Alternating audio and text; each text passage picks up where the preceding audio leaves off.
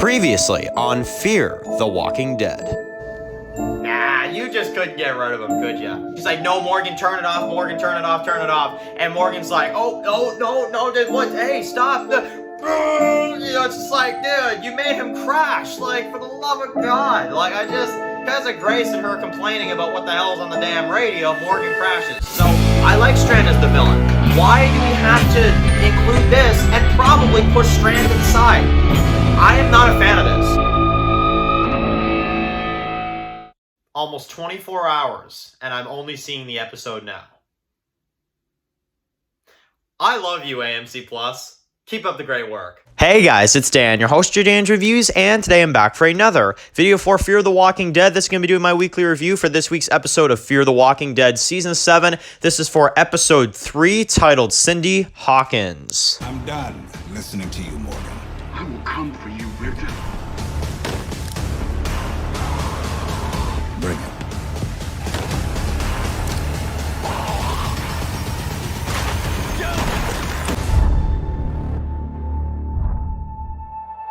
Okay guys, this is going to be doing a review for today. This one's going to be doing a review for Fear the Walking Dead. This one's going to be doing my weekly review for this week's episode of Fear the Walking Dead Season 7. This is going to be for Episode 3, titled Cindy Hawkins. So, if you're wondering why this review is so damn late, well, AMC Plus can answer all those questions. Now, this episode was mad delayed. I don't know what the hell happened. I don't know what really went down with AMC Plus this week, but it just, I guess, was not on time like the other episodes were. And that is why this review is coming out a little later than usual. But as you guys can see, it's like nighttime now. Like, it's late at night, and I'm reviewing this episode now. So that just goes to show I've waited almost about 24 hours for this episode. Checked at least a couple times over the day to see, well, when the hell they were going to release this episode. And, well, they finally have. So now that I've seen Episode 3, we can finally review it. And, it kind of goes well, though, at night. It's kind of dark out in the bunker type feel. I can dig it. So, anyway, let's talk about this episode, because we finally can talk about this episode of Fear without wondering where the hell it is. So, anyway, that conflict was crazy. Any of y'all that had trouble with AMC Plus, let me know in the comment section below. But now we're here, let's talk about it. So, Episode 3. Man, really like this episode. Really, really do. This week's episode, obviously, continuing with the anthology style of this season. We've kind of, been dealing with this for the last, couple seasons where, we get kind of these anthology-based episodes. Well, Episode 1, we had Strand, which was a really great episode. Episode 2, we had Morgan and Grace, which was, kind of a meh episode for me. And then this week's episode with John Sr. and June. So, obviously, after they went into Teddy's bunker after the Season 6 finale, they've been down there for a little while, as we can kind of see. And basically, the plot of this one is that they find this room that, they kind of discover in this bunker. Behind this wall, which we did see in a sneak peek beforehand as well, and we see this is where Teddy brought all these like women and this and that, and what just what he did to them, and it's kind of confirming too. It's like, man, that's what he would have done to Dakota.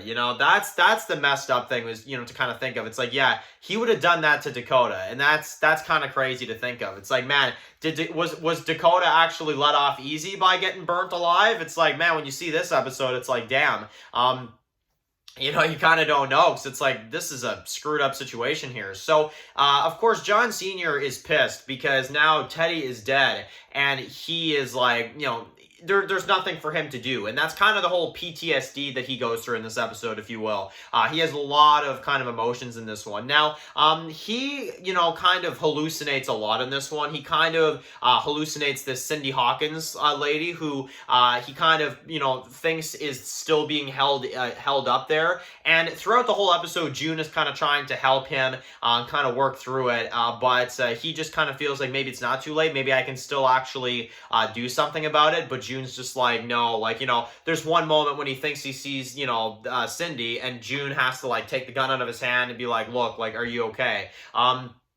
So it's definitely, there are moments in this one where he's definitely dealing with a lot, and we get to see him also, as he's, investigating in this bunker, we also get to see him find, at one point, a suit, a radiation suit, and he basically goes out there, and you have him that gets attacked by, whoever the hell this group is, the Stalkers, I think is what we're supposed to call them, as he's out there, and basically he, fights a bunch of them. He kills a bunch of them as he gets attacked. And again, meanwhile, still hallucinating Cindy Hawkins throughout the whole time. He's killing these guys that are shooting at him, but he's also hallucinating the whole time of like all these women that Teddy just, brutally killed. And it's kind of messing him up throughout the whole thing.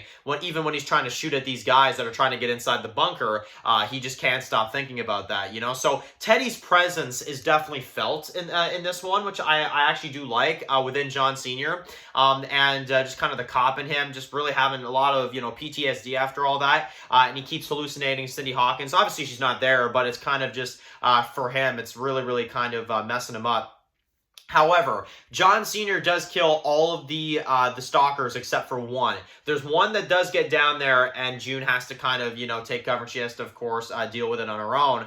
But either way, I thought it was a really cool kind of action scene, and I thought it was really good.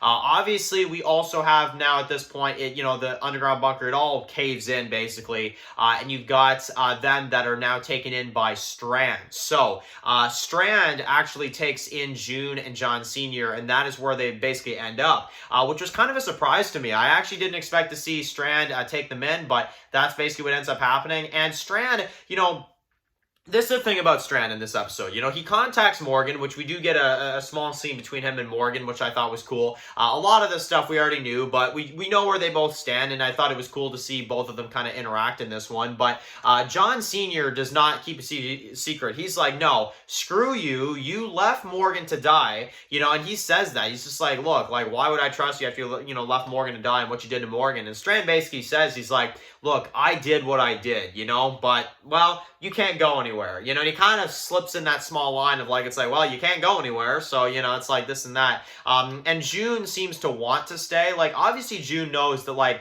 Strand's not going to hurt them. That's not the thing. Strand is just all about proving Morgan wrong, and that's kind of the thing. It's that it's like, in this situation, you see Strand does not want to hurt either June or John Sr.